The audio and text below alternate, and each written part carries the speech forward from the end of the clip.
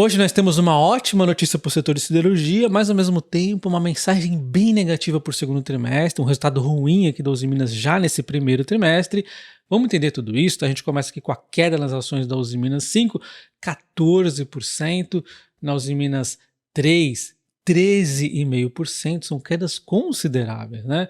A gente tem aqui o resultado da empresa, onde a gente começa vendo o volume de vendas, em relação ao primeiro trimestre foi até um pouquinho maior, tanto no minério quanto no aço.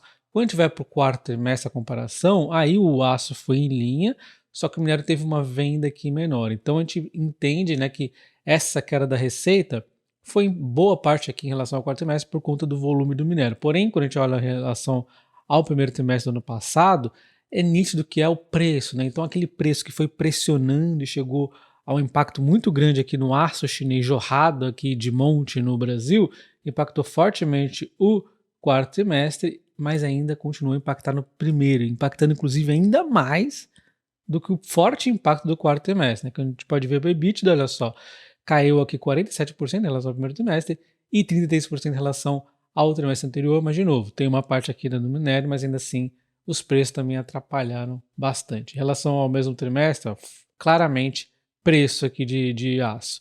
E quando a gente vai na linha do lucro, tem um agravante aqui, a empresa que tivemos aqui, vamos chamar de não recorrente, já vou explicar. Olha só, o lucro praticamente zerou, né? Saiu de 544 no primeiro trimestre para 36 milhões. Em relação ao quarto trimestre, essa diferença toda foi porque no quarto trimestre a empresa teve não recorrente positivo, inclusive, e aí tem essa diferença toda. Então não faz nem sentido olhar o quarto trimestre em relação ao primeiro. E quando a gente compara em relação ao primeiro trimestre, então é preço do aço, né? Por conta da China e também por conta desse não recorrente que acabou atrapalhando aqui no primeiro trimestre de 2024.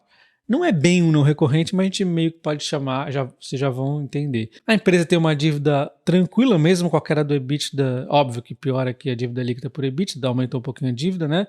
Mas está em 0,22 e ainda está bastante tranquila. Olhando um pouquinho mais de detalhe, a gente viu então essa receita caindo um pouco aqui em relação aos dois trimestres. Teve aqui a siderurgia, então, vendendo mais para o mercado interno e sofrendo bastante com essa concorrência aqui do aço chinês no Brasil, enquanto tivemos aqui, como eu já disse, né, o minério ali vendendo um pouco menos em relação ao quarto trimestre. Isso foi amenizado nas linhas subsequentes aí, até chegar no lucro final da empresa, o custo dos produtos vendidos que ainda ficaram menores, né? E isso aqui que tem uma pressão importante aí para os próximos trimestres, segundo o mercado, tá?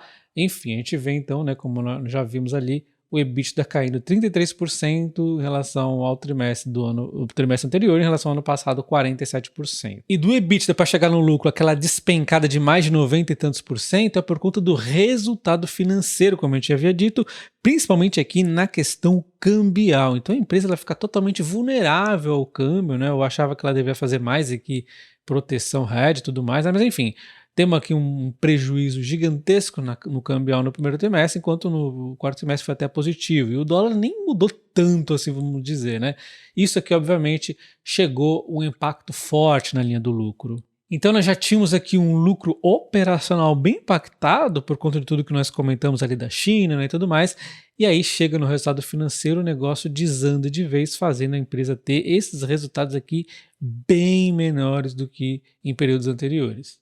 Só que para nós tentarmos avaliar de forma mais neutra aqui o resultado da Uzi Minas é o seguinte, nós temos uma empresa com margens pequenas no momento, 7%, quando a gente fala de margens ajustadas, né? Então a gente observa aqui que ajustando o quarto trimestre por efeitos não recorrentes, na verdade isso foi até pior, porque o custo dos produtos vendidos, como nós vimos, melhorou, diminuiu, né? Então teve um impacto muito forte ali na China, nos produtos vendidos. Esse impacto continuou ainda a piorar ainda mais neste início de ano, só que os custos dos produtos vendidos deu uma melhorada, o que fez aqui, então, o EBITDA ainda conseguiu melhorar, e isso com os ajustes aqui que a empresa fez, né, cambial e tudo mais, né? Só que de qualquer forma, mesmo que o resultado tenha vindo aqui meio que em linha com a expectativa do mercado, parte por conta do lucro que despencou demais e parte por conta da mensagem que deixa para o segundo trimestre, que vai ser resultados ruins, as ações despencaram desse jeito, inclusive levando até outras siderúrgicas, como a Gerdau, por exemplo, para quedas também.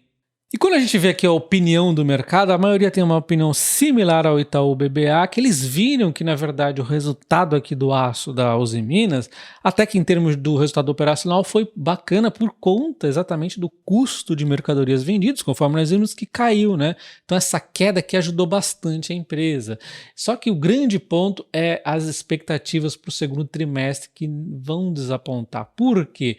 A própria empresa disse aqui, ó, que ela espera que a produção seja estável durante o segundo trimestre, só que os preços vão aumentar. Como a gente pode ver aqui, ó, nós teremos uma leve alta nos custos de produção por tonelada devido a um dólar mais forte e uma mistura de produtos de maior valor agregado. Então, olha só, o grande salvador da pátria desse trimestre aqui, que foi o custo, ele vai atrapalhar no próximo trimestre. Então, as margens que já estão extremamente apertadas, conforme nós vimos, como é que vão ficar, né? Vai ser esmagada de vez. E aí isso aqui realmente preocupa demais o mercado.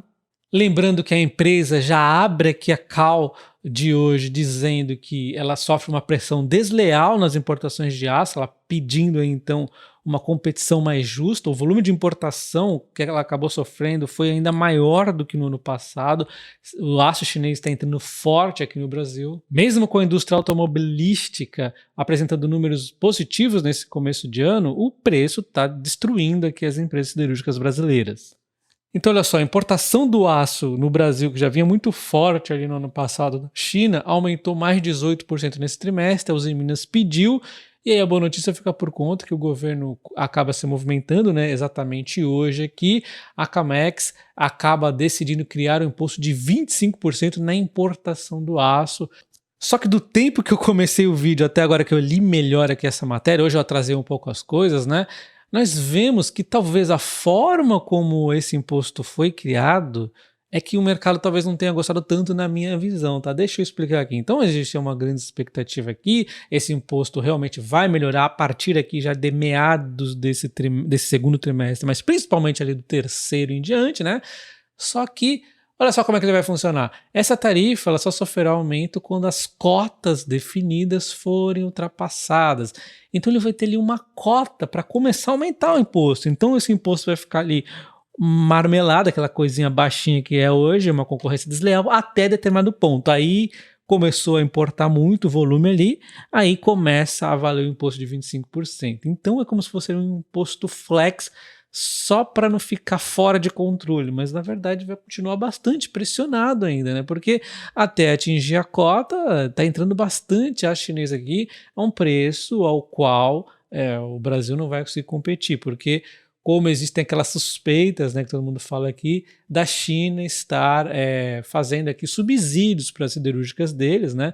Não à toa, os mercados de primeiro mundo já têm aqui taxas contra a importação da China, porque é uma concorrência desleal devido à ajuda que os chineses dão às suas siderúrgicas. Então, olha só, eles avaliaram aqui as compras, né, que superaram 30% a importação em 2023 em relação aos anos anteriores, e aí eles decidiram, então, avaliar 15 produtos aqui do aço, né, as NCMs, sendo que 4 ainda vão para avaliação e 11 já foram aqui escolhidas para serem suscetíveis a essa cota. Então, olha só, não é que eles estejam aumentando o imposto de 11 produtos e vão aumentar de outros 4 aí, não. Eles vão colocar na cota. Então, até atingir essa cota, vai ficar no valor atual, tá? É que essa matéria aqui não está explicando direito. Então, olha só, essa matéria aqui está muito melhor, explica ali o que eu acabei de comentar, tá? Então, olha só, 11 produtos passam a ter a cota a partir de agora, e aí quando ultrapassar essa cota, aí sim eles têm o imposto de 25%. Até lá vai ficar nos 9 a 14,4%.